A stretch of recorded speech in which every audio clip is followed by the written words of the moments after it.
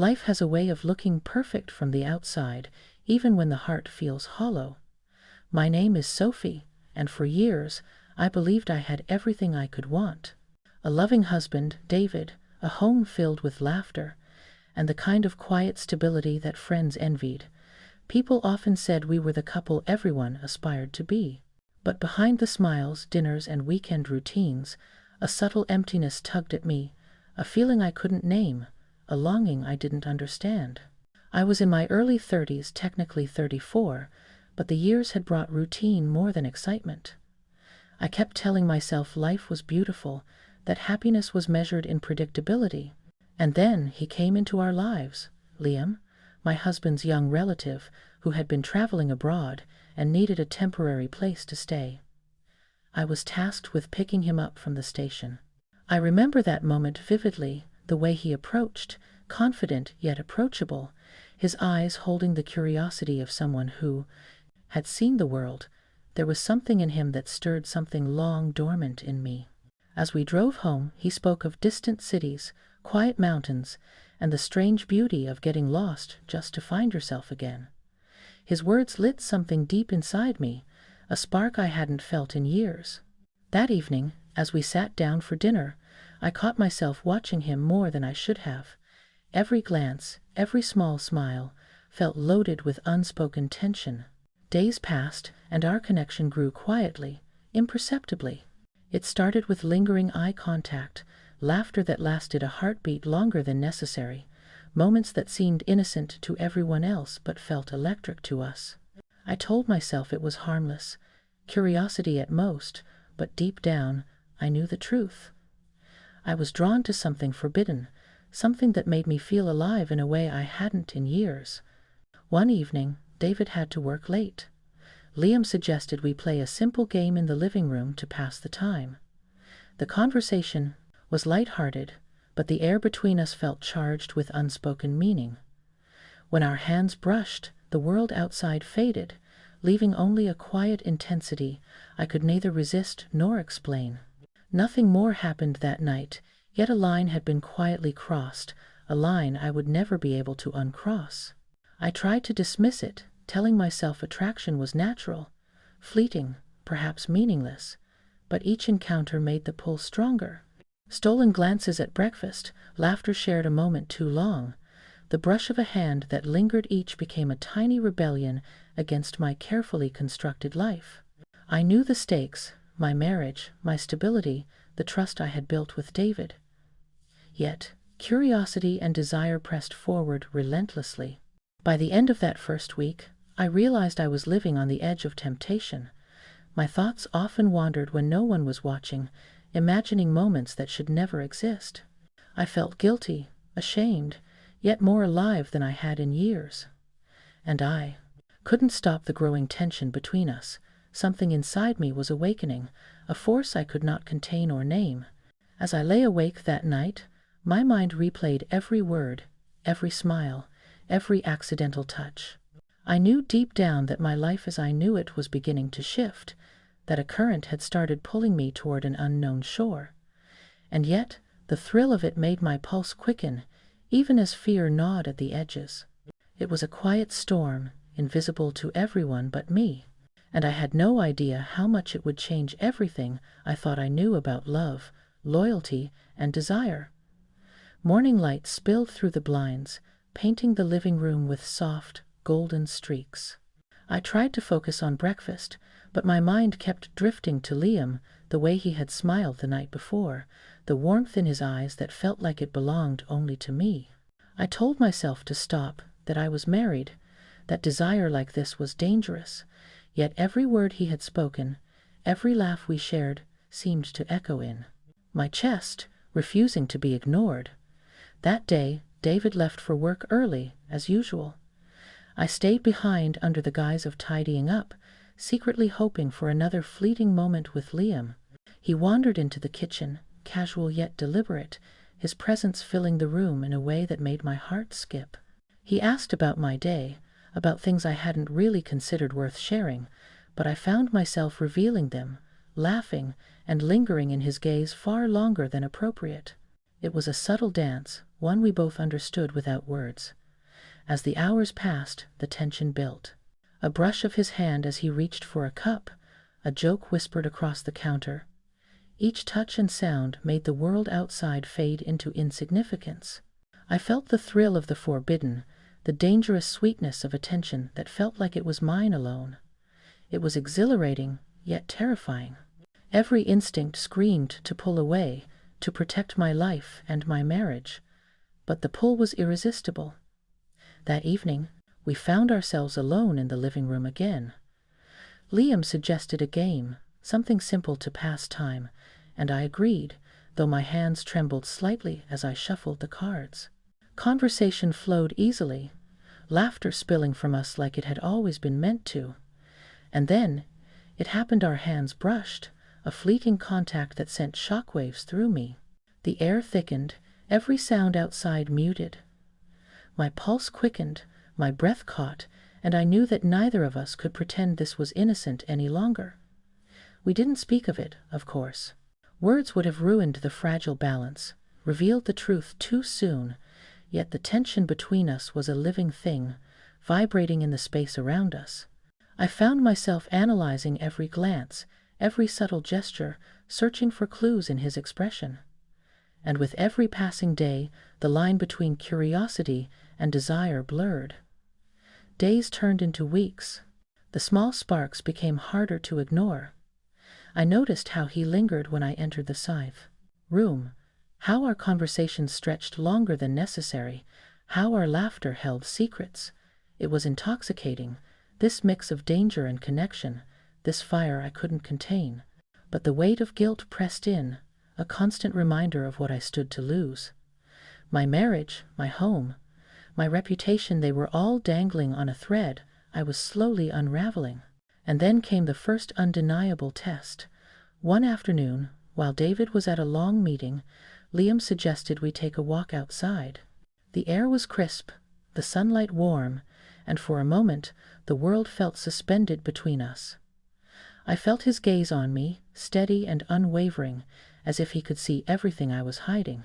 My chest tightened, a mix of fear and longing flooding through me. I knew that if I gave in, even slightly, there would be no turning back. We paused by the garden gate, just standing there in silence, the tension between us almost tangible. My mind raced, trying to justify my feelings, to convince myself that a fleeting connection could be harmless. But deep down, I knew better. Every instinct screamed that this was dangerous, yet my heart defied reason. It was a delicate balancing act, living on the edge of temptation, every moment a choice between stability and desire. By the time I returned home, I realized how far I had already drifted. I could no longer deny the truth. The spark between us had grown into a fire, one that threatened to consume everything I had ever known. And even as guilt pricked at the edges of my conscience, a part of me welcomed the danger, the excitement, the forbidden allure. That night, as I lay awake, I received a simple text from Liam, innocent in words, but loaded with intention. And in that moment, I knew everything was about to change. The text from Liam was short, almost casual, but it struck me like a lightning bolt. Had a great time today. See you tomorrow. Simple words, yet they carried a weight I couldn't ignore. My pulse quickened, and I felt a shiver run through me. Part of me wanted to delete it, to pretend nothing was happening. But another part, the part that craved excitement, risk, and the forbidden, hesitated. The next day, we were back in the living room, pretending the world outside didn't exist. Conversation flowed easily, laughter masking the tension beneath. Every shared joke, every lingering glance, felt like a secret rebellion. I caught myself touching his arm lightly, brushing against him when I passed by. Each small contact ignited a fire I could no longer pretend wasn't there. I knew I was dancing on a knife's edge, and yet the danger made my heart pound in ways I hadn't felt in years. Evenings became a subtle game of proximity and attention. A shared smile across the room, a hand that lingered too long, a laugh held just a beat too long, these small gestures spoke volumes. I told myself it was harmless, just curiosity, but deep down I knew the truth. I was deeply, irrevocably drawn to him, and I hated myself for it. One night, David had a late dinner with clients. Liam suggested we watch a movie in the living room. We sat close, the couch too small for comfort, the tension between us thick and unspoken. Every time our knees touched, my stomach fluttered, and I could feel his awareness of the contact. It was like the world had narrowed down to the two of us, and every instinct screamed both warning and temptation. I tried to rationalize, to pull back, but it was impossible. There was a magnetic pull between us, subtle yet unrelenting. Every word he spoke, every glance he gave, made the boundaries blur. I kept telling myself it was temporary, harmless, just a spark in an otherwise stable life. But sparks can ignite fires, and I was standing too close to the flame. Then came the first moment that made it real. Our hands touched again this time, not by accident. I felt a jolt of electricity surge through me. Neither of us spoke, neither of us moved. The silence carried more meaning than words ever could. It was a line crossed quietly, a boundary that could never be erased. My chest tightened with guilt, my heart raced with desire, and I realized the world I had known was shifting under my feet. I tried to focus on other things, work, chores, mundane tasks, but Liam was everywhere in my mind. Every thought, every memory of him, carried that dangerous pull. I began to see how fragile stability really was, how easy it was to trade years of routine for fleeting moments of exhilaration. It frightened me, yet part of me couldn't resist the thrill. Days passed, and the tension became a living thing between us. I felt it in the kitchen, the hallway, even in casual conversation. Every small smile, every accidental brush of hands, reminded me of the line I had crossed, and yet made it harder to step back. I could feel the inevitable approaching, the moment when secrets would no longer remain hidden, and then it happened. A single message innocent to anyone else, devastating to him, was found by David. My stomach sank the moment I saw his face, disbelief and hurt written clearly in his eyes.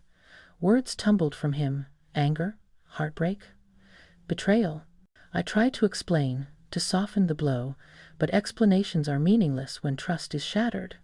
That confrontation changed everything, and in that moment I realized that desire, once awakened, doesn't always know limits, and the cost of crossing lines is heavier than any thrill could ever be. The day David confronted me felt surreal.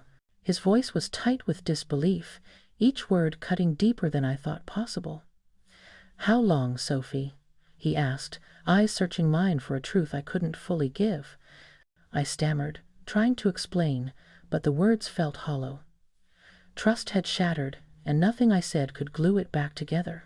The house, once filled with laughter and warmth, suddenly felt cold and alien. Meanwhile, Liam had grown distant. The excitement and intensity we once shared had evaporated, replaced by silence and a subtle tension that hung like fog in the rooms we used to occupy together. I had thought desire could rewrite reality, that a fleeting connection could somehow justify the risks. But reality is relentless, and it punished recklessly. What once made me feel alive now reminded me of everything I had lost: stability, love, and the comfort of knowing I was enough. Days turned into a quiet nightmare. I came home one afternoon to find Liam packing his things. He was calm, almost detached, a stark contrast to the storm raging inside me. "This wasn't meant to last," he said simply, voice low, almost kind. And in that moment, I realized the depth of my folly. I had traded years of stability, of a life carefully built with David, for an illusion that burned bright and disappeared faster than I could grasp. The weeks that followed were a haze of heartbreak and reflection. I had lost more than a marriage. I had lost a version of myself that believed happiness could be found in escape. Signing the papers, leaving the home we had built, and moving somewhere new felt like shedding a skin, painful but necessary. Mornings were quiet, evenings lonelier than I ever imagined. I questioned every choice, every thought that had led me down this path, and yet, in the silence, I began to rebuild. Small steps, quiet mornings, deliberate breaths. I learned that temptation can arrive in subtle forms, a smile, a look, a spark that seems harmless at first. But unchecked, it can consume everything. I also realized that redemption isn't given, it's earned through honesty, reflection, and the courage to face the truth. Evenings became my refuge, a space for self-reflection and the rebuilding of my inner world. I revisited memories, not with longing, but with understanding. I recognized the human flaws in my choices, the desires that pushed boundaries, the impulses that ignored consequences. I began to forgive myself, not to excuse my actions, but to learn from them, to ensure that the next version of my life would be guided by awareness rather than fleeting temptation. In quiet moments, I thought of Liam, of the thrill that once consumed me, but I also understood the emptiness it left behind. Desire without boundaries is fragile, and excitement alone is never enough to sustain life's weight. And slowly, I discovered that the peace I had sought externally could only be reclaimed internally. By the time months had passed, the pain had softened into wisdom. I had learned that stability, respect, and self-awareness are far more sustaining than momentary indulgence. I began to trust again not just others, but myself. And while scars remained, they were no longer chains, they were reminders of lessons learned, of boundaries tested, and ultimately respected. Even as life moved forward, I knew the story wasn't over. Because sometimes the heart doesn't forget so easily, and when the past whispers, you're forced to decide whether to listen or to finally let go.